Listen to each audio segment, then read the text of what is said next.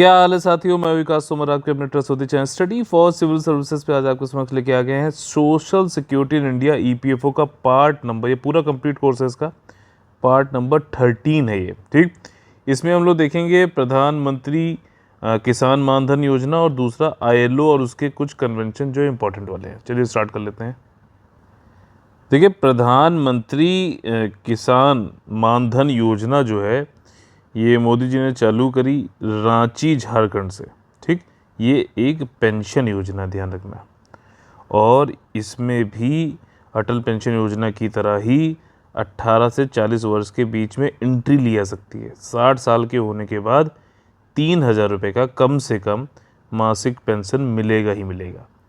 और इसमें 3 साल के लिए 10,000 से ज़्यादा का जो है इसमें आवंटन किया गया था बजट में। और इसमें जितने भी सभी छोटे और सीमांत किसान, यानी कि 2 हेक्टेयर या फिर 5 एकड़ से कम ज़मीन जिनके पास भी है, लैंड होल्डिंग है, और 18 और 40 वर्ष के बीच में आते हैं, तो इस योजना में आवेदन कर सकते हो। और ये आवेदन भी, और अगर है तब भी आप कोई जोरी नहीं करिए, वॉलंटरी है। अगर आप चाहिए अपनी स्वच्छता से, आप स्वैच्छिक चाहते हैं तो करिए, स्वतंत्रता से नहीं तो मत करिए। और इसका जो है एनरोलमेंट चालू हो गया था वो 9 अगस्त 2019 से चालू हुआ था। ये डेट भी पूछ लेता है, इसलिए यहाँ पे बताया गया है। किसान मानधन योजना जो है इसको LIC जो है इसको अप्रूव, मतलब इसको चालू कर रहा है, इस स्कीम को जो है ऑपरेट कर रहा है। ठीक है, इस योजना के लिए बीमाकर्ता नियुक्त तो किसे किया गया है? LIC को किया गया है। और जो फार्मर है उसको 55 से 200 रुपये के बीच में हर महीने कंट्रीब्यूशन देना होगा। हर महीने 55 से 200 रुपये देना होगा। और जितना मतलब एंट्री अगर 55 साल पे है, मतलब 18 साल का है, तो कम करना पड़ता है। और जो भी कंट्रीब्यूशन करेगा, ठीक है ना, जो फार्मर, वो योगदान जाएगा पेंशन फंड में। और फिर जब रिटायरमेंट हो जाएगा तो इस पेंशन फंड से ही उनको जो है मंथली पेंशन मिलने लगेगी। ये एक ऑप्शनल स्कीम है, वैकल्पिक योजना है, कोई जरूरी नहीं कि आप इसमें करिए। आपका मन है तो करिए, नहीं मन है तो मत करिए। प्रधानमंत्री किसान मानधन योजना 9 अगस्त से चालू हो गई थी। इसके लिए जो एनरोलमेंट है, ठीक, जो एनरोलमेंट है आप कॉमन सर्विस सेंटर से कर सकते हैं। ठीक, कॉमन सर्विस सेंटर पे जाके आप एनरोलमेंट किसी भी उस पर चले आइए कंट्री में और एनरोलमेंट करा सकते हैं वॉलंटरीली, अगर मन है तो। सामान्य सेवा केंद्र जाइए और करा लीजिए। कोई भी फीस में चार्ज नहीं कराई जाती है। अगर आप पंजीकरण करा रहे हैं इस स्कीम के लिए, कोई फीस नहीं लगेगी। और CSC पे भी आपको कोई पैसा देने की जरूरत नहीं है।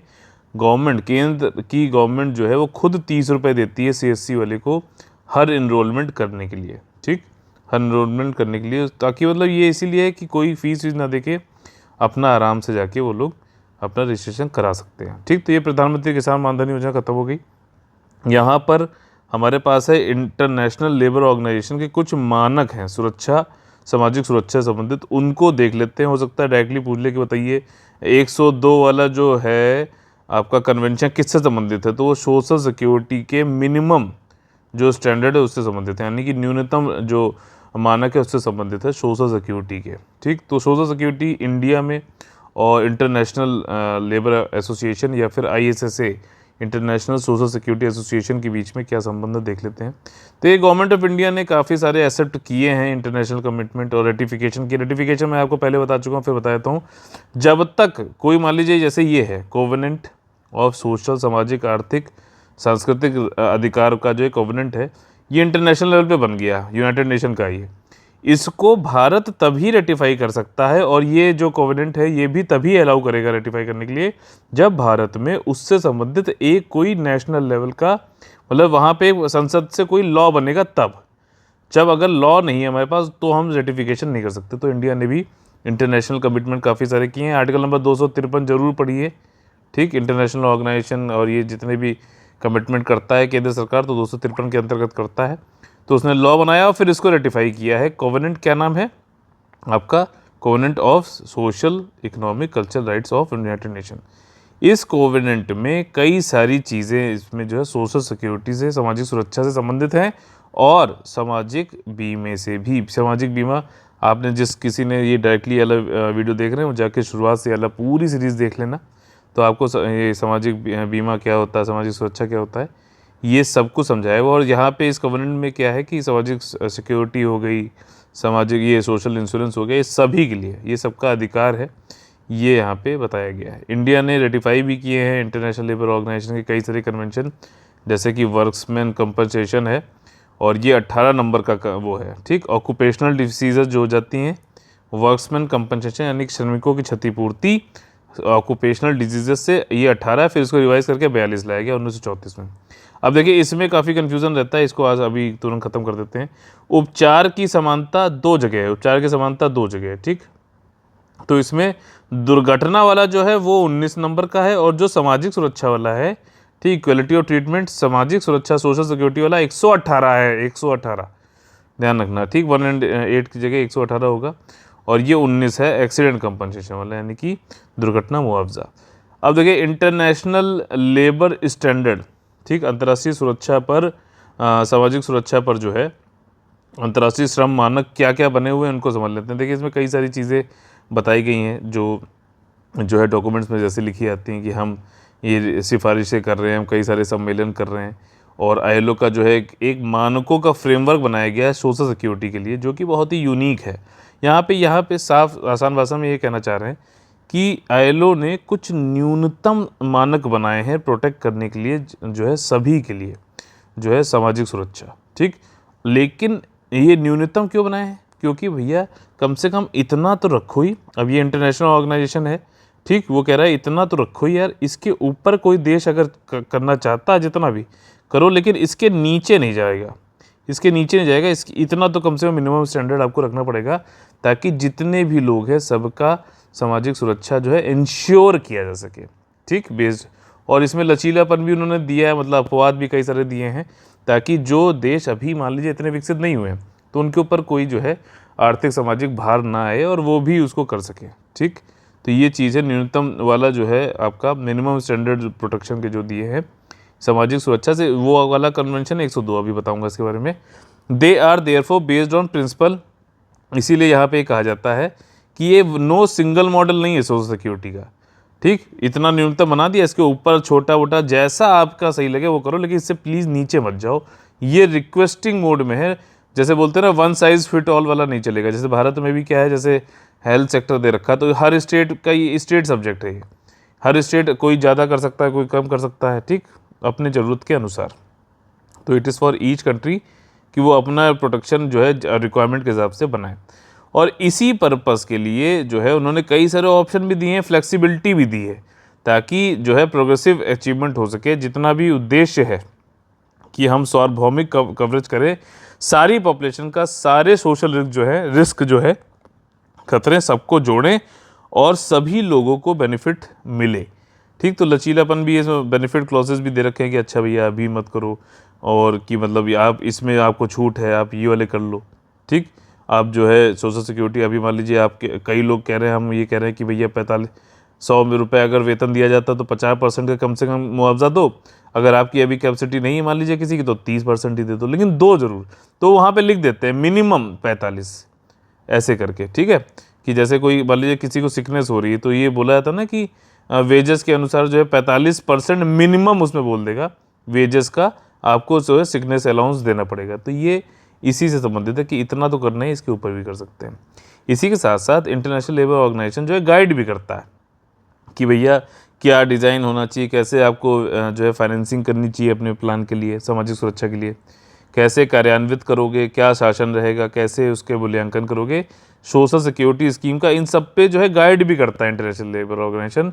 और ये चाहता है कि जो है अधिकार आधारित दृष्टिकोण बने, यानी कि राइट बेस्ड अप्रोच बने। अब ये नहीं, अगर इनको समझ में आ रहा है तो ऐसे समझ सकते हैं कि इन्फॉर्मेशन जो है सभी को पता रहे, ये उनका अधिकार है। तो इसके लिए लॉ बनाया गया कौन सा, राइट टू इन्फॉर्मेशन। तो ये अधिकार बेस्ड है। जैसे फॉरेस्ट राइट्स एक्ट है 2006 वाला, तो उसमें क्या है, जो लोग फॉरेस्ट में रहते हैं उनका क्या क्या अधिकार है इसका, तो अधिकार बेस्ड अप्रोच लेके चलना है, ये सब गाइड यहाँ पे आईएलओ करता है। तो मान लीजिए अगर वो क्वेश्चन वहाँ पूछ ले कि आईएलओ जो है राइट बेस्ड अप्रोच पे काम करता है, तो बिल्कुल करता है। अगर आपने ये लेक्चर सुना है ढंग से तो आपको यहाँ पे वहाँ पे याद रहेगा और आसानी से इस टाइप के इंटरप्रिटेशन कॉन्सेप्ट वाले क्वेश्चन भी आप कर लोगे।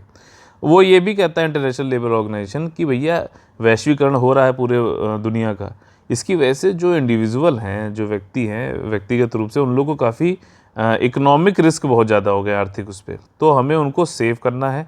ऐसी राष्ट्रीय नीतियाँ बनानी है जो उनकी जो है सामाजिक सुरक्षा कर सकें और जो है बिना नेगेटिव इफेक्ट किए हुए वो जो है कंट्रीब्यूट कर सकें देश की उन्नति में। इसी सब को देखते हुए इंटरनेशनल लेबर कॉन्फ्रेंस हुई और उसमें इन्होंने 2012 में नए सोशल प्रोटेक्शन फ्लोर्स भी बनाए हैं। सोशल मतलब सामाजिक जो है सुरक्षा, सामाजिक जो है संरक्षण फ्लोर भी बनाए हैं, जिसको कि ये 202 कन्वेंशन माना जा रहा है। अगर वहाँ क्वेश्चन पूछ ले फैक्चुअल कि सामाजिक जो है संरक्षण फ्लोर रिकमेंडेशन किस कन्वेंशन के अंदर दी गई, तो 2012 में दी गई, ठीक, इंटरनेशनल लेबर कॉन्फ्रेंस में दी गई और इस कन्वेंशन का नाम 202 रखा गया। ठीक बात। अब देखिए इसी संबंधित जो है आईएलओ के कई सारे मानकों की प्रासंगिकता देख लेते हैं, रेलेवेंट आईएलओ जो इंस्ट्रूमेंट्स हैं। तो जैसे मैंने आपको पहले बताया, सोशल सिक्योरिटी मिनिमम स्टैंडर्ड वाला जो कन्वेंशन है 1952 में आया था, इस कन्वेंशन का नंबर 102 है। ये वाला क्वेश्चन पता नहीं मुझे क्यों लगता है पूछ सकता है, बहुत ज़्यादा इंपॉर्टेंट है ये। और इस वाले में ये कहा गया है कि कम से कम जो मैंने पहले बताया मिनिमम स्टैंडर्ड बना दिए जाएँ सोशल सिक्योरिटी के बेनिफिट के लिए, ताकि जो है कुछ भी कंडीशन हो उनको ये चीज़ सोशल सिक्योरिटी कम से कम मिले ही मिले। अब इसमें देखो जो इंपॉर्टेंट चीज़ है, 9 प्रिंसिपल ब्रांचेस हैं इस वाले कन्वेंशन 102 के अंतर्गत, जिसमें कि मिनिमम स्टैंडर्ड की बात करी जा रही है सामाजिक सुरक्षा के लिए। ये कौन से 9 ब्रांचेस हैं? मेडिकल केयर, ठीक, चिकित्सा देखभाल, सिकनेस बीमारी, अनएम्प्लॉयमेंट बेरोजगारी, ओल्ड एज, एम्प्लॉयमेंट इंजरी मतलब काम करते समय कोई इंजरी हो जाए, फैमिली हो गया बेनिफिट हो गया, फैमिली बेनिफिट, मैटरनिटी मातृत्व हो गया, इनवैलिडिटी हो गया, ठीक, अमान्यता और सर्वाइवर बेनिफिट। ये 9 हैं। इनमें से ये कहता है कि अगर कोई भी राष्ट्रीय सर्कमस्टांसेस देखते हुए कन्वेंशन को उसको रेटिफाई करना है तो कम से कम 3 में, ठीक, 3 आउट ऑफ 9 आप ब्रांचेस को जो है एक्सेप्ट कर लो और जो है उसको जो ऑब्लिगेशन उसका जो अपना दायित्व आपका है वो उसको पूरा करो, ठीक, और रेटिफाई कर लो, ठीक। 3 कम से कम होने चाहिए ये 9 में से। लेकिन फिर भी वो कहता है लेकिन उसके बाद जब ये आप रेटिफाई कर लो तो उसके बाद प्रोग्रेसिवली हम चाहते हैं कि आप 9 के 9 को जो है अपने उसमें जोड़ो और जो है न्यूनतम जो स्टैंडर्ड्स हैं, मानक हैं, वो आप 9 के 9 में प्रोवाइड करो अपने यहाँ। लेकिन 3 से काम चल सकता है रेटिफाई के लिए। जो लेवल है मिनिमम बेनिफिट्स का वो डिटरमाइन किया सकता है रेफरेंस पे टू लेवल ऑफ वेजेस। अब इसमें देखो यहाँ पे मिनिमम बेनिफिट की जैसे मैंने आपको बात बताई थी ना, सिकनेस हो रही है, मैटरनिटी चाहिए, किसी को पेंशन चाहिए या फिर किसी का जो भी कारणवश अनएम्प्लॉयमेंट हो गया, तो उसमें जो वेजेस दिए जा रहे हैं वो रेफरेंस लेवल है, जो वेतन दिया जा रहा है वो रेफरेंस लेवल है और कि उसके अनुसार हम देख सकते हैं कि किस कंट्री में कैसा जो है मिनिमम बेनिफिट दिया जा रहा है, ठीक। तभी तो मिनिमम वेजेस पे कितना ज़्यादा बवाल होता है ना जब भी ये इसकी बात आती है। तो कोई जो आपके बड़े बड़े कंपनी वाले होते हैं वो नाराज़ हो जाते हैं कि अरे इतना ज़्यादा मिनिमम वेज कर दिया, हम काम नहीं कर पाएंगे, हम यहाँ से चले जाएंगे, वहाँ चले जाएंगे। जाओ अगर नहीं काम करना है तो। भारत में इतना डिमांड है, इतना प्रॉफिट है, 1-1 रुपये का शैम्पू बेचने को लोग तो क्यों तैयार, डिमांड है भाई हमारे यहाँ। हम लोग लेकिन पता नहीं हमारे लीडर्स ऐसा करते हैं कि हम लोग अपनी डिमांड की जो मतलब एक वैल्यू है उसके अनुसार जो है नेगोशिएट नहीं कर पाते हैं इन बड़े बड़े मल्टीनेशनल से।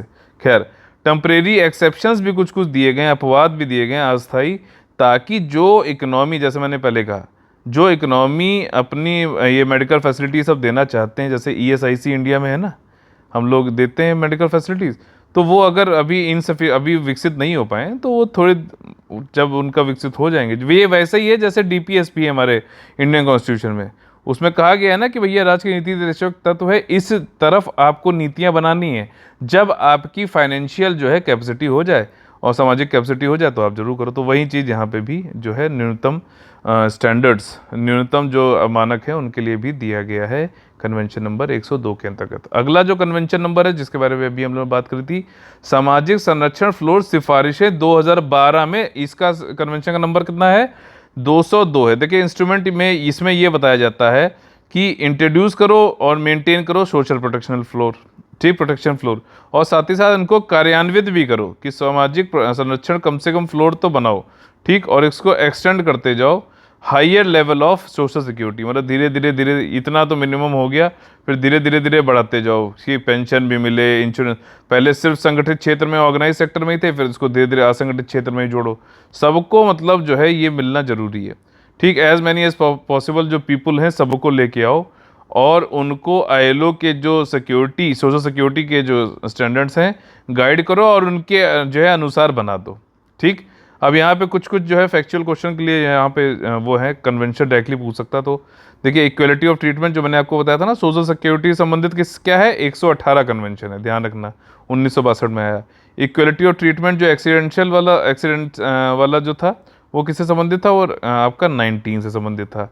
मेंटेनेंस, सामाजिक सुरक्षा अधिकार कन्वेंशन का रख रखाव 1982 में आया। ये क्या है, ये मेंटेनेंस की बात हो रही है सोशल सिक्योरिटी राइट के। इस कन्वेंशन का नंबर कितना है, बहुत जरूरी, 157। ठीक, इस इंस्ट्रूमेंट में क्या होता है 157 वाले में, कि सोशल सिक्योरिटी राइट जो बेनिफिट है ये सब माइग्रेंट वर्कर के लिए बहुत जरूरी है। अब कोरोना के टाइम पे माइग्रेंट वर्कर्स का क्या हाल हुआ है, उसकी वजह से मुझे लगता है ये अलग जो है कन्वेंशन काफ़ी ज़्यादा इंपॉर्टेंट हो जाता है।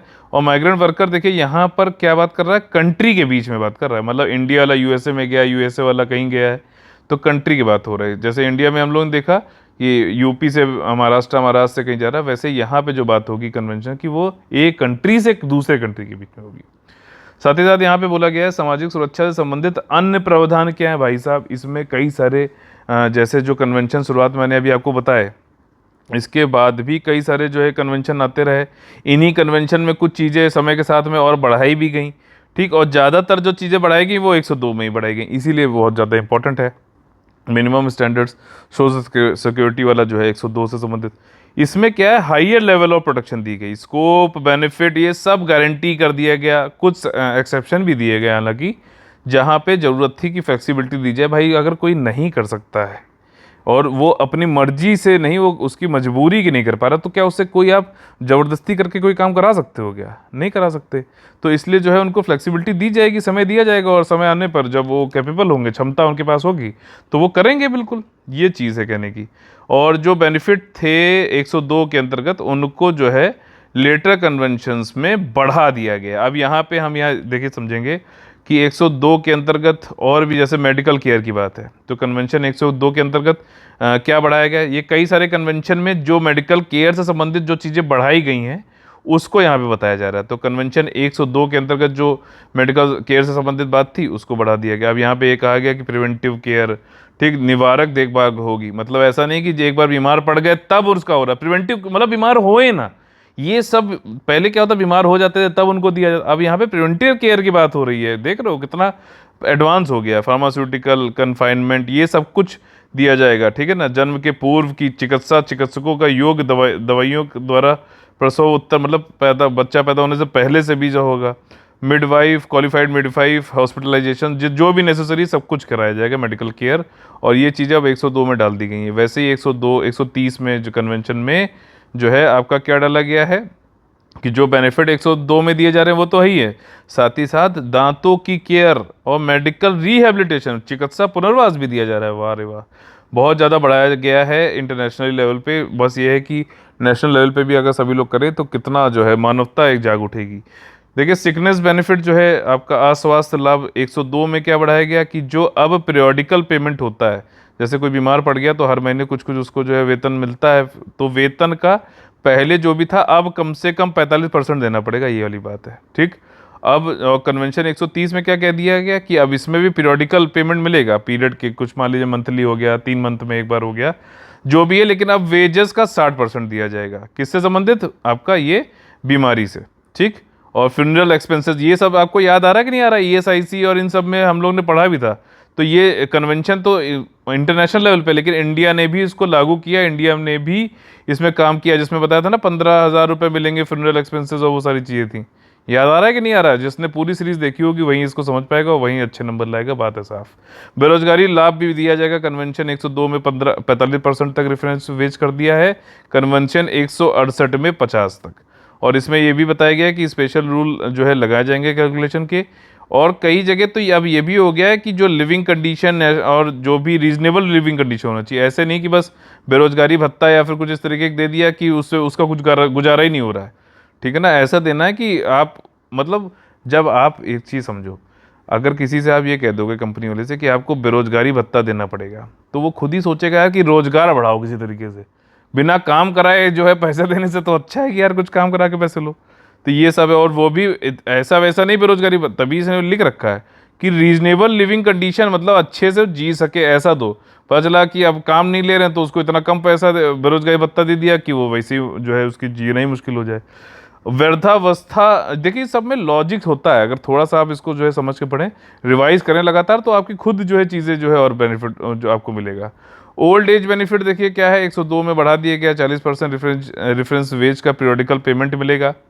और इसमें सब्सटेंशियल से, अब देखो यहाँ पे एक नई चीज़ जोड़ी गई, कॉस्ट ऑफ लिविंग, यानी कि इन्फ्लेशन, महंगाई जो है वो अलग अलग देशों में अलग अलग हो सकती है, तो कॉस्ट ऑफ लिविंग के अनुसार आपको ये चीज़ें, वेतन को जो है आगे कोई चेंज होना है, रिवीजन अगर होगा तो कॉस्ट ऑफ लिविंग क्या चल रही उसके अनुसार फिर जो है आपको पेमेंट दिया जाएगा। This is a very good thing.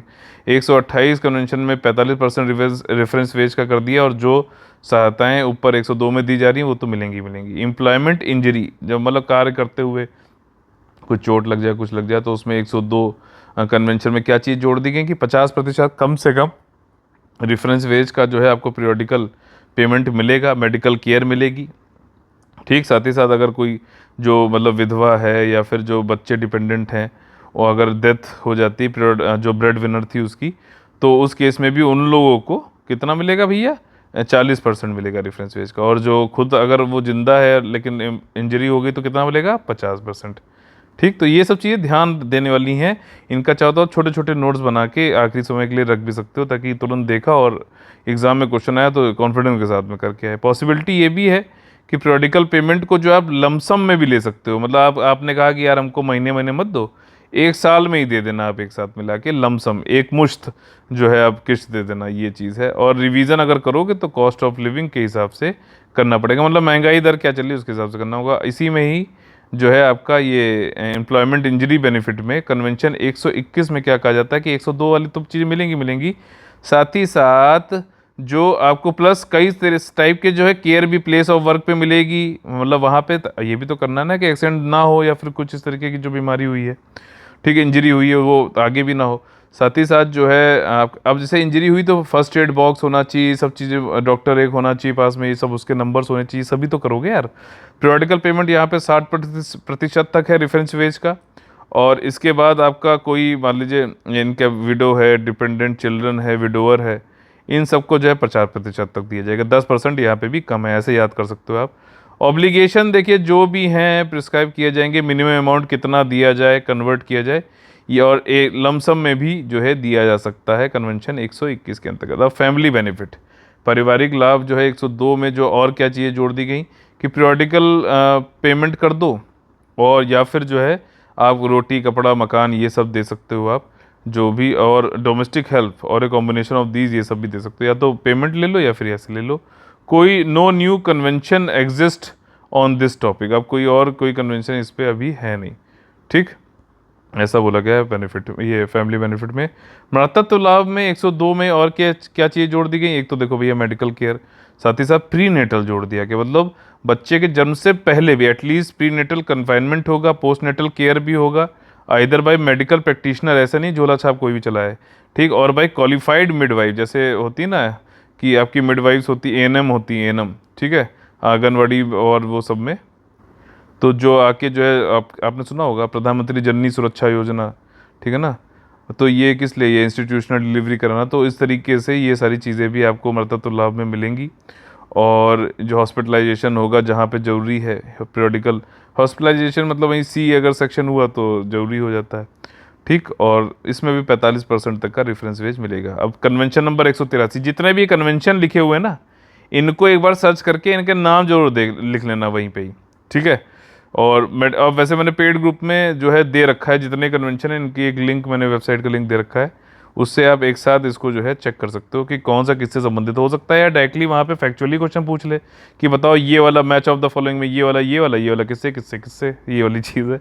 Convention 183 में ये कहा गया है कि मेडिकल बेनिफिट यही मातृत्व लाभ में आ रहा है, ये prenatal, childbirth, postnatal मतलब बच्चे के होने के पहले, बच्चे के होने के समय, बच्चे होने के बाद, हॉस्पिटलाइजेशन कहीं पे नेसेसरी है, या फिर कैश बेनिफिट दे दो वुमेन को ताकि वो खुद का, अपने बच्चे का अच्छी कंडीशन में, प्रॉपर कंडीशन में, हेल्थ में, हर चीज़ जो है स्टैंडर्ड लिविंग के साथ में जो है उसका पालन पोषण कर सके, और एटलीस्ट 2/3 जो प्रीवियस अर्निंग है वो दिया जाना चाहिए।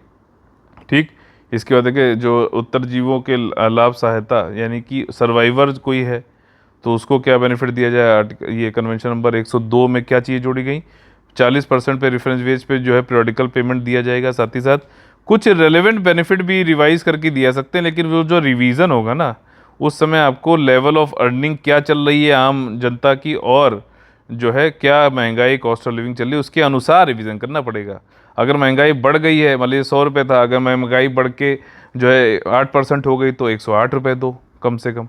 अगर 6% बढ़ गई तो 106 रुपये दो। मतलब इस तरीके से उसके अनुपात में आपको देना होगा। कन्वेंशन 128 जो है, 128 में कन्वेंशन में बोला गया 45% रेफरेंस वेज पे आपको देना पड़ेगा जो है पीरियोडिकल पेमेंट, और इसका रिवीजन वहीं कॉस्ट ऑफ लिविंग उन सबसे संबंधित होगा। इनवैलिडिटी यानी कि विकलांगता हो जाए तो उसमें क्या केस में क्या जो है आपको 102 में बोला गया 40% का रेफरेंस वेज में आप पीरियोडिकल पेमेंट करना है। साथ ही साथ जो भी रिवीजन करो कॉस्ट ऑफ लिविंग के अनुसार करो। 128 में भी यही सारी बातें कही गई, लेकिन यहाँ पे एटलीस्ट 50% है। ठीक है, यहाँ पे 40% था विकलांगता से संबंधित। और ये होगा हमारा लास्ट इस सीरीज़ का जो है टॉपिक, जिसका नाम है universal declaration of human rights act आपका 1948। पार्ट नंबर आपका क्या होगा, ये पार्ट नंबर होगा 14। 14 में पूरा सोशल सिक्योरिटी इन इंडिया खत्म हो जाएगा। बहुत ज़्यादा इंपॉर्टेंट है क्वेश्चन जो है यहाँ से, अगर आपने इसको कर लिया और EPFO कार्ड की सीरीज़ हमारी देख ली तो सब कुछ होएगा। चलिए मिलते हैं अगले जो है अपने लेक्चर में। और आगे बढ़ने से पहले आप लोग को बता दें कि अगर आप लोग को हमारा ये पेड ग्रुप ज्वाइन करना है, वन स्टॉप डेस्टिनेशन, सब कुछ किस तरीके से रोज़ डाउट क्लियर करने हैं, रोज़ एक शेड्यूल हो, तो अगर वो वन स्टॉप डेस्टिनेशन चाहिए तो 8564880530 9696060608 पे कॉल करके आप लोग एडमिशन ले सकते हैं। चलिए मिलते हैं पार्ट नंबर 14 में। जय हिंद, जय Bharat, all the very best है। वंदे मातरम।